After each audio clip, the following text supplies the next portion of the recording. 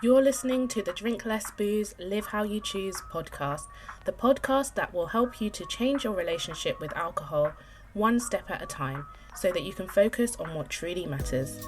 I am your host, Dr. Fiona Dowman. I'm a qualified clinical psychologist in the UK, and I'm here to share evidence-based mindfulness and values-driven strategies to help you understand what's keeping you stuck and take practical steps towards lasting change. Quick note, if you feel you might be physically dependent on alcohol, quitting suddenly can be dangerous, so it's best to speak to your GP or your local alcohol service. Hello and welcome to another episode of Drink Less Booze, Live How You Choose. So welcome to part 2 of the Cravings episodes. In part 1, we were aiming to understand cravings, what they are, why we have them, and a little bit about urge surfing and how that can help. In this episode, we'll be looking at how to respond to cravings so that it's less likely that we'll give in and have a drink. What can stray cats tell us about cravings? Well, it turns out quite a lot. If you imagine that a stray cat comes to your door and you feed that cat, what is likely to happen? Well, the stray cat will come back day after day for more food, and it will meow at your door, and if you keep feeding that cat, it will keep coming back. It might even bring its friends along for a piece of the action, and it will meow loudly until you feed it. If one day, though, you decided that you were no longer going to feed that stray cat, and you ignore it, at first it will keep coming back to your door, and it will meow and it will cry louder and louder. But then after a few days, it would eventually give up because it realizes that you're no longer going to feed it. And so it will go away. And this is the same as cravings. The more we feed them, the stronger and the more intense they get. And if we stop feeding them, at first they get more intense. They don't just go away straight away. They'll keep coming back. But then after a while, they will eventually subside. This is a useful metaphor because when we start trying to change habits and try to respond differently to cravings and not give in to them, at first it will feel like nothing is happening because the craving might feel worse before it starts to subside.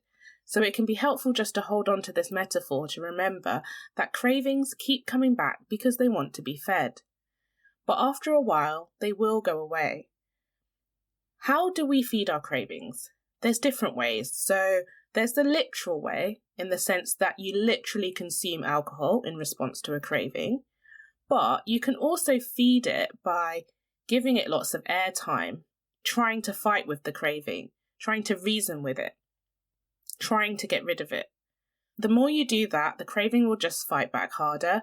So instead of giving in and having a drink, or trying to fight with the craving and trying to get rid of it, the alternative option is to be curious about the craving and accept it for what it is, but commit to your decision not to have a drink or to delay, just like you commit to your decision not to feed the stray cat.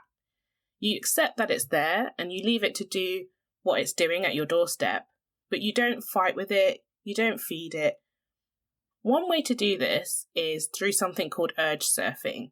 So as the name suggests, it's a way of imagining your cravings like surfing on a wave. So you imagine, just like a wave, your cravings rise and get bigger until they reach a peak, and then they subside. You want to ride the urge until it subsides. So to start off with this practice, the best thing to do is just to get used to noticing and checking in with yourself and noticing how you're feeling at any given moment. So instead of trying to escape from your feelings, you want to really be present and notice them. So at any time that you choose, it can be useful to pick a similar time each day so that you remember to do it. Check in with yourself and just notice how you're feeling and see if you can label your feeling, whether it's tired, excited, calm, or whatever. And then you want to see if you can notice where that feeling is in your body. Can you notice any tension, stiffness, any feelings of being relaxed, light or heavy? And really just be curious about how you're feeling. You're not judging it, you're not trying to change it or make it different. You just want to be curious and notice. The more you do this, the easier it gets. It's strange at first. And then when you have a craving, which is a much more intense feeling, usually, it would be easier to do the same thing, just to notice it and check in with what you're feeling right now. Whereabouts is it? Is it moving? Is it getting stronger? Building up and up like a wave.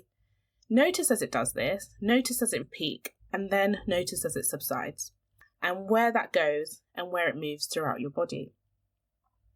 If you can stick with it, just really sticking with that curiosity about the urge or craving, after a few minutes you will notice that the craving subsides. And then at that point you can decide to do something that's in line with your values. So for example, you might decide to go for a walk because that aligns with your values around being healthy or connecting with nature. Or you might call a friend because that aligns with your values of connection. It's helping you to break that association between craving and having a drink. Because now you can have a craving, you can sit with it until it subsides, and then you can do something meaningful. So you're creating new associations. So I'm going to invite you to give this a go. Start off with just checking in on a regular basis. So you just get used to checking in with yourself. You wouldn't learn how to swim by jumping straight into the deep end. So you want to start off small. So when you do have a craving, which is much more intense, it would be easier to check in with yourself rather than trying to do this for the first time when you're experiencing a craving.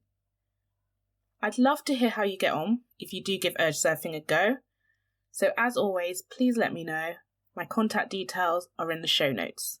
Speak to you soon. If you want actionable steps to start drinking less alcohol today, download my free mindful drinking audio guide by going to drinklessbooze.co.uk or by clicking the link in the show notes.